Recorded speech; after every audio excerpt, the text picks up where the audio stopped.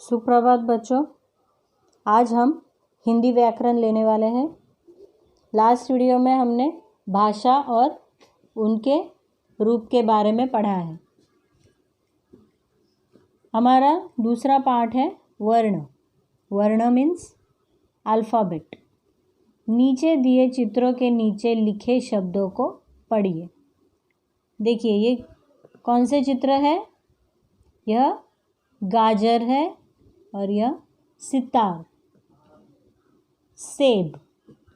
अब देखिए गाजर को लिखा किस तरह से गया है। ग को आ की मात्रा, ज उसके साथ अ की मात्रा और र अ की मात्रा। तो गाजर में आ की मात्रा है, तो इसे हमने अलग अलग स्वरों में लिखा है।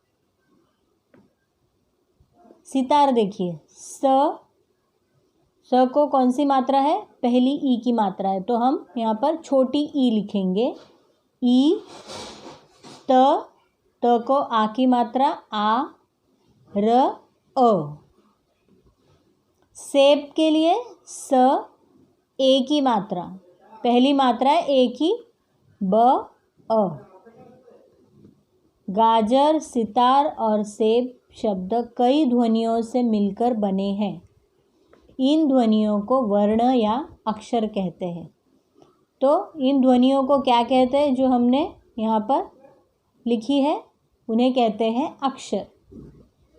बच्चों, वर्ण भाषा की सबसे छोटी इकाई है जिसे तोड़ा नहीं जा सकता। वर्ण भाषा की छोटी इकाई है। वर्ण बहुत महत्वपूर्ण होता है भाषा में, तो इसे तोड़ा नहीं जा सकता। हिंदी भाषा में जितनी भी ध्वनियाँ हैं उन्हें लिखने के लिए वर्णों का प्रयोग करते हैं। हिंदी भाषा में जितनी भी ध्वनियाँ हैं, ध्वनियाँ मतलब जब हम उच्चारण करते हैं किसी शब्द का, तो उसमें लिखी गई हर एक स्वर और हर एक अक्षर, वो होती है ध्वनियाँ। उन्हें लिखने के लिए वर्णों का प्रयोग करते हैं। यही वर्णों की लड़ी, वर्णों की माला अर्थात वर्णमाला कहलाती है। हिंदी में वर्ण के दो प्रकार होते हैं। वर्ण के भेद, स्वर, व्यंजन। आप सभी को स्वर और व्यंजन तो पता है। स्वर अ, आ, ई, उ, रू, ए, ऐ, ओ, औ, आहा। आहा स्वर में लिखे जाते हैं, पर उन्हें स्वर नहीं होते हैं और ना ही व्यंजन होते हैं। और आहा का प्रयोग शब्दों में किया जाता है, जैसे अंगूर, प्राप्त, नम्हा, इस तरह के शब्दों में। व्यंजन।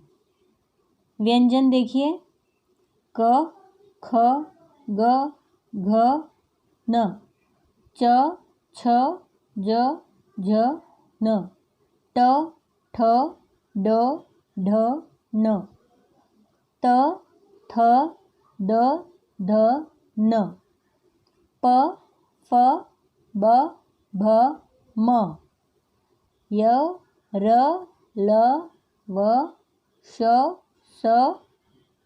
स, ह। और संयुक्त व्यंजन क्ष, त्र, ज्ञ, श्र, ये संयुक्त व्यंजन के नाम से जाने जाते हैं। अब स्वर बिना किसी की सहायता के बोले जाते हैं। स्वरों की संख्या 11 होती है।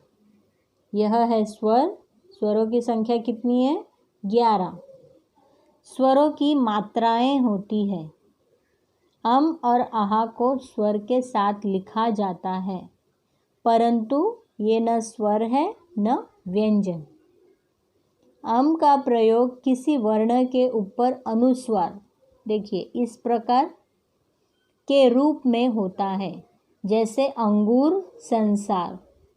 आहा किसी भी व्यंजन के बाद लगा हो तो इसका उच्चारण अहम होता है। इसे विसर्ग भी कहते हैं। जैसे प्रात, अत्त। अब आगे व्यंजन। व्यंजन स्वरों की सहायता से बोले जाते हैं। इनकी संख्या 33 है। व्यंजन को स्वरों की सहायता के बिना बोला नहीं जा सकता। यह दर्शाने के लिए व्यंजन के नीचे एक तिरछी रेखा इस प्रकार लगा दी जाती है, जिसे हलंत कहते हैं।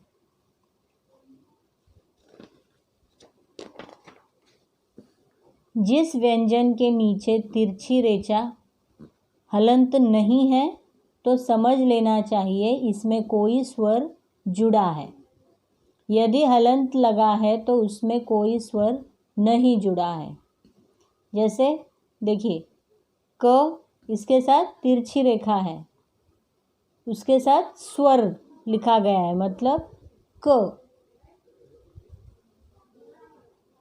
क ई, पहली ई की मात्रा की, कु, क, उसके साथ अगर हम रू स्वर अगर जोड़ देते हैं तो उसे क्रू कहा जाता है।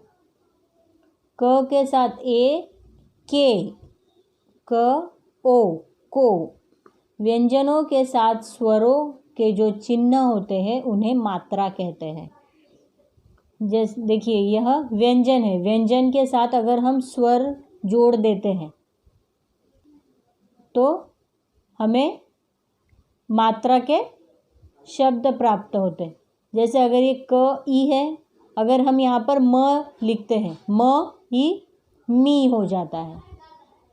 क्ष, त्र, ज्ञ, श्र ये संयुक्त अक्षर है।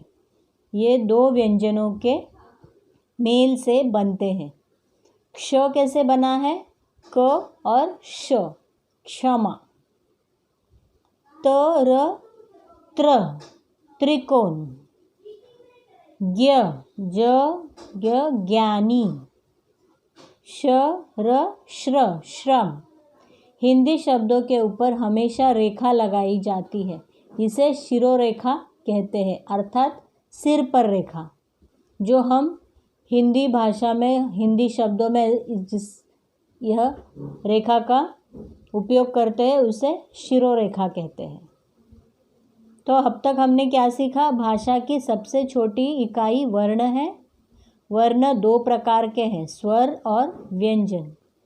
स्वर 11 तथा व्यंजनों की संख्या 33 है।